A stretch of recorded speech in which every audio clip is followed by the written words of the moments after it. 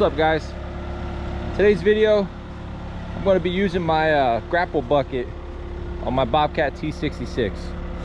I got this skid steer bucket, well, skid steer or track loader bucket I should say, a couple years ago from an auction, and it's one of the cheaper ones. I used it once for some brush. It worked pretty good, and then another time I used it to move some big logs and tree limbs, and these thumbs were starting to like tweak a little bit if I really bit down on stuff. So I did some reinforcement on my own. I put these pieces of angle iron here, and then I also plated the inside. You can see there, this diamond plate in here, I had that laying around the yard. I welded that all in, this part too, because this center part of the thumb was only like 1/8 of an inch thick. These are quarter, I believe, either quarter or 5/16.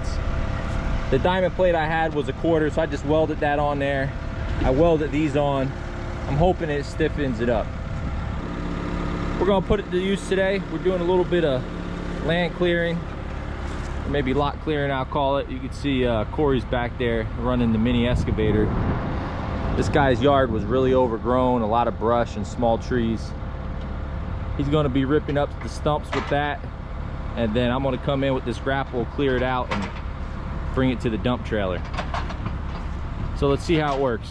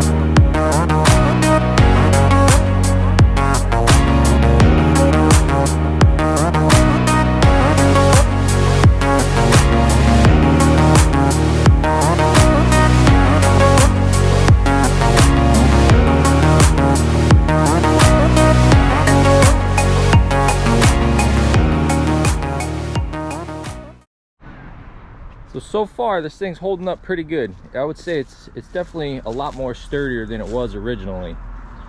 I haven't picked up any real big logs, but there's been a couple times where I grabbed one and got stuck vertically, and I really clamped down just to see if it would tweak it, and it seemed to be holding up.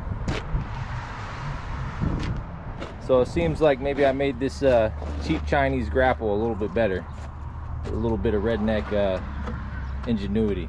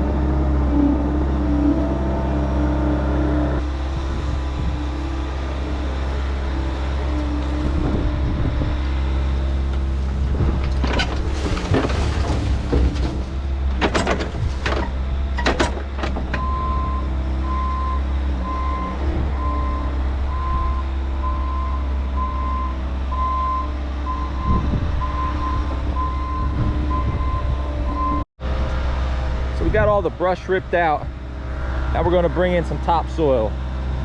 We have about 20 yards we're going to bring in and just spread it out throughout.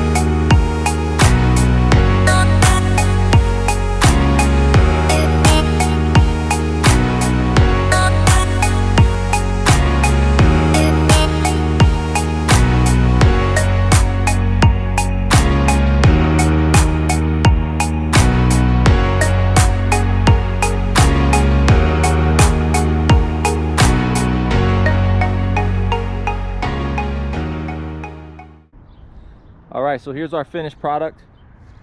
We got our grass seed down, some starter fertilizer, and all of our straw, as you can see.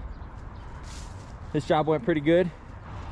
All right, and I want to say thanks to everybody who's been supporting the channel, liking the videos and subscribing.